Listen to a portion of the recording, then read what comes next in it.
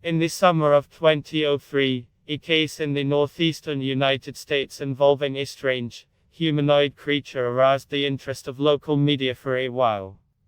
But then information about the incident mysteriously began to disappear. So all written facts and reports about the strange creature disappeared. Witnesses told of encounters with a strange creature of unknown origin. Descriptions of the feelings of eyewitnesses varied, from outright fear to childish curiosity. Although all written evidence of the creature was destroyed, the memory of it was more tenacious. Some of the people involved in this strange story began to look for answers.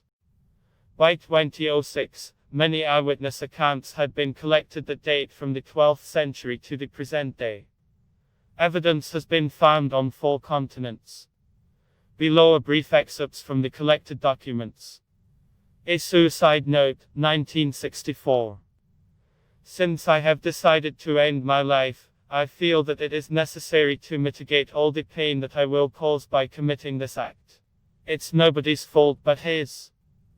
One day I woke up and felt his presence, and then when I woke up, I saw his outline. Then I woke up again, and I heard his voice, and I looked into his eyes. I can't sleep without the fear of not seeing him again. I can't wake up anymore. Goodbye. In the same wooden box where the suicide note was found, 2 empty envelopes addressed to William and Rose were found, as well as a personal letter without an envelope. Dear Lily, I'm praying for you. He whispered your name. The entry in the diary translated from Spanish, 1880. I experienced the greatest horror of my life. I experienced the greatest horror of my life. I experienced the greatest horror of my life. I can see his eyes when I close mine. They are empty. Black. They look at me and pierce me. His hands are wet. I won't sleep. I can hear his voice. Ship's log, 1691. He came to me in a dream. I felt his presence a foot away from the bed. We must return to England. We won't come back here again, so Rake asks. Rake. Witness statement, 2006. 3 years ago, my family and I had just returned from a trip to Niagara Falls, on July 4. We were all very tired after a long day in the car, so we put the children to bed and said goodnight. At about 4 a.m. I woke up and thought my husband had gone to the toilet. I took advantage of the moment to pull the blanket over me, but I only woke him up in the process. I apologized and said I thought he wasn't in bed. As he turned to look at me, he suddenly gasped for air and pulled his feet away from the foot of the bed so fast that he almost knocked me off the bed. Then he grabbed me without saying anything. As my eyes adjusted to the darkness, I could see what had caused such a strange reaction. Sitting at the foot of the bed, looking away, was a naked man, or a huge bald dog, or something. The position in which the creature was sitting was strange and unnatural, as if it had been hit by a car. For some strange reason, I wasn't scared at first, I was more concerned about his condition. It seemed to me that we should help him. My husband stared at the creature in horror, looking from me to the creature. With some strange movements, the creature circled the bed and then quickly crawled along the bed until its face was only a foot away from my husband's. The creature was silent for 30 seconds and just stared at my husband.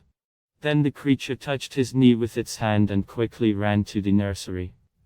I screamed and ran to the light switch, trying to stop it before it hurt the kids. When I ran out into the hallway, the light from the bedroom was enough to see him crouching down the hallway. He was already about 20 feet away from me. He turned and looked right at me. He was covered in blood. I hit the light switch in the hallway and saw my daughter Clara. The creature ran down when my husband and I rushed to help my daughter. She was very badly injured, and her last words in her short life were, "It's Rake." That night, when my husband was rushing to the hospital, he drove his car off the road and into the lake. He didn't survive. We have a small town.